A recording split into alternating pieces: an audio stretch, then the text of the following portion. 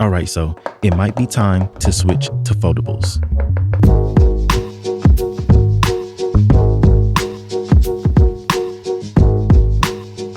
Albert got 2 phones.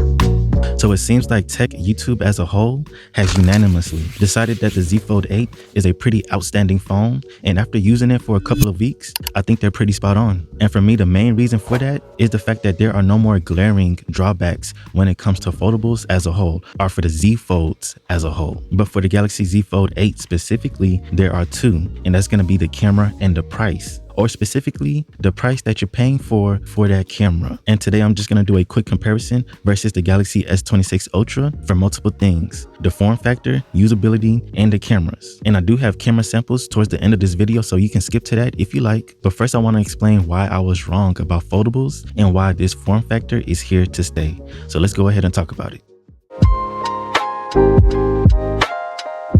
So of course I'm a nerd and I tend to spend too much money on the newest tech, or I like to say I set aside money so that I can get the newest tech so I can feel more responsible, right? But because of that, I'm usually an early adopter when it comes to most technologies. Like back in the day when Samsung came out with the new Super AMOLED display, and I know a lot of people may not remember that, and this is also showing my age, but back then when it first came out, iPhone and HTC were still using LCD screens for about 3 or 4 years. But as soon as I saw those inky blacks, there was no way that I'm getting an LCD screen ever again. Also, when the Galaxy Note series first came out, specifically the Note 1 and Note 2, which had a 5.5-inch display, which if you don't know, that was absolutely humongous back in the day. But once it came out, it felt so good, I wasn't gonna get anything less. And I'm saying this just to explain that I'm an early adopter, but when it came to foldables, I didn't jump on the bandwagon because there was just too many drawbacks. So first, foldables were just too fat, the outer display was just too small and borderline unusable, the battery life was just too small, the cameras were subpar, and that's only because the amount of space that they had to put the cameras on one side of the foldable. And honestly, I thought that foldables was just going to be a niche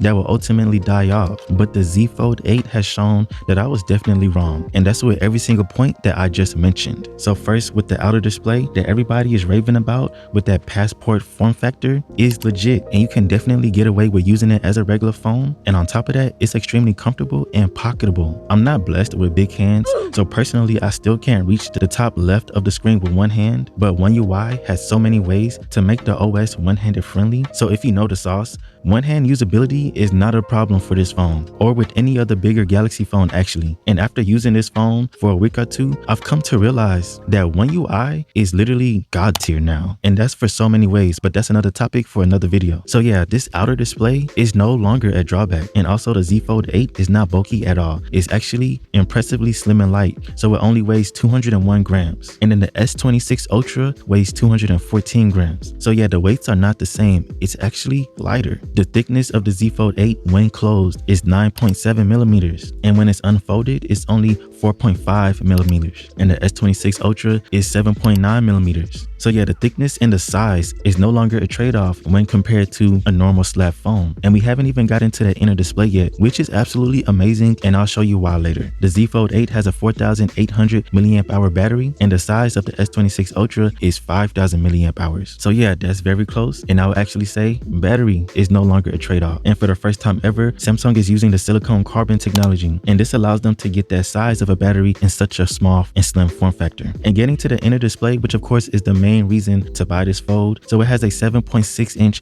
diagonal display, and it has a dual layer flex titanium structure underneath its folding inner display, and that helps to minimize the crease. And it also has an anti-reflective layer on the inner screen, which is perfect for outdoor use with those angles, and this also helps to minimize the visibility of that crease. And yes, just like all the other YouTubers say, after I used this phone for a couple of days, I no longer noticed the crease. So that's another trade-off that stopped me from getting a foldable, which is no longer valid. And I was actually blindsided on just how functional and valuable the inner display was, and that's with many use cases. So when watching video and landscape, you do get smaller black bars on the top and the bottom with the Z Fold 8 than the Z Fold Ultra with the normal foldable form factor. And most importantly for me is when you zoom, because I do this every time I'm watching YouTube, you only have to zoom in a little bit so you can still see a lot of the video without any bezel. And you can definitely see more on this foldable than with a normal slab phone. And when you turn it to portrait, it's perfect for websites and doing word processing because of that taller angle. And again, One UI is god tier nowadays. So there are so many ways to multitask. Actually, I feel like there's too many ways, to be honest. The dual side by side, that's the basic multitasking, is definitely usable. This is actually two regular size phones side by side right here. And you can easily put it into portrait for that landscape side by side. And then you can put 3 screens side by side. And I thought that this was going to be a gimmick when I seen it, but this is actually pretty usable. And so when I'm at work, I consistently have a timer on to time the things that I do. And I also always have either lo-fi music or a podcast playing in the background. And these setups have been absolutely incredible for me. And it's kind of a game changer. You can even have one window hidden to the side while you're multitasking and quickly switch back and forth. And again, I thought this was going to be overkill, but no, it's extremely useful. And I actually use this every day. And you can even have 4 windows open at the same time. And this is probably the only one that I actually don't use. Funny thing is, I was actually planning on making a couple videos with the Z Fold 8 and then ultimately selling it off, because of course this price is absolutely crazy, but the functionality is so impeccable. I started looking for regular tablets to replace it when I do sell it off. And of course I have to get a tablet with One UI because of that multitasking functionality. But after doing some digging, I actually couldn't find any tablet that offers what the Z Fold offers in just the tablet mode. So first off, with the Z Fold in the screen tablet mode, the screen is amazing, right? But it also has pretty thin bezels that are symmetrical. And that's something that you're still not getting on regular tablets without a notch, right? And that's something that I thoroughly enjoy. Another thing, the Z Fold 8 is unbelievably slim in the tablet mode and it's ultra light. So when I get off work, I'm usually watching YouTube on the couch or in the bed until I fall asleep, and that's watching videos one-handed, right?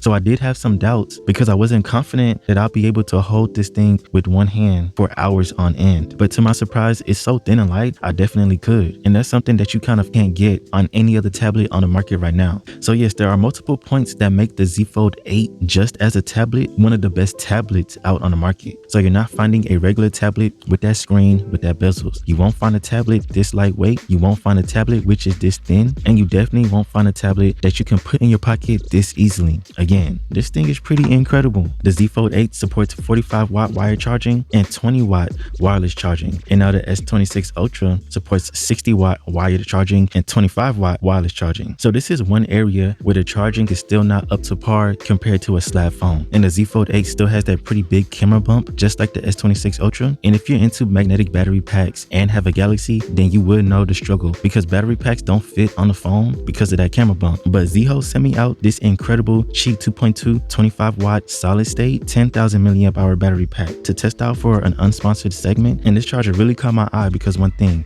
that gap. So you can actually slap on this charger correctly on the Z Fold, the S26 Ultra, the Z Fold 8 Ultra, and pretty much any Samsung smartphone with that annoying camera bump. And I'm not even sure if the company engineered this charger for this specific reason, but as you see here, it works perfect with Galaxy phones. And I did find some other chargers in the past that worked on the S26 Ultra, but those were older and slower, Qi 1 and Qi 2. But this charger specifically checks all the boxes. It comes with the highest Qi 2.2 standard. It is semi-solid state. It even has a kickstand. It has the LCD screen. It has the attached cord. And of course, it works perfectly fine on iPhones as well. So if you're in the market for a new MagSafe charger, make sure to check this out, especially if you have a Samsung. Moving over to the cameras, I did take some sample shots versus the S26 Ultra so you guys can gauge. And yes, you only get 2 cameras on the Z Fold 8, so you are missing out on the 10x zoom camera, and you will be getting that electronic zoom, and it's definitely not as good as a regular flagship camera setup. And I also want to point out that the Z Fold 8 Ultra does have that zoom lens, but the Z Fold 8 doesn't. So when it comes to the downsides of the camera, this is specifically for the Z Fold 8 and not the Ultra, but the Ultra and some Apple phones show that cameras is kind of still not a drawback when it comes to the foldable form factor, but it is on the Z Fold 8 specifically. And that's something that we can't look over because you're paying at a minimum around $2,000 brand new for this phone. And I think that's a huge miss because that's just way too much money to not get the best camera setup possible. But in my conclusion, the Z Fold 8 is extremely impressive. I'm actually shocked on how much I enjoy that inner screen. And Samsung definitely proved that with the foldable form factor, there are now no more trade-offs. And I was definitely wrong about foldables. They're not gonna fade away. They are here to stay. And in my family, people come to me for advice on what phone they should get. And my philosophy for the past 2 or 3 years is to get the flagship from the previous year because you're getting the best phone at the best value, especially for Android phones, because you know the resale value is pretty trash. So the Z Fold 8 is already breaking records this year, but I think next year when people start buying them at a stomachable price, we'll see that foldables will start to take a larger and larger chunk of the market share. So yeah, because this Z Fold 8 is so incredible, So I do think that it's kind of a good time to switch to foldables if you want to, or if you can afford it. And if you can't, go ahead and get a Z Fold 8 next year at a fraction of the price. And I think that that would be an extremely good pickup.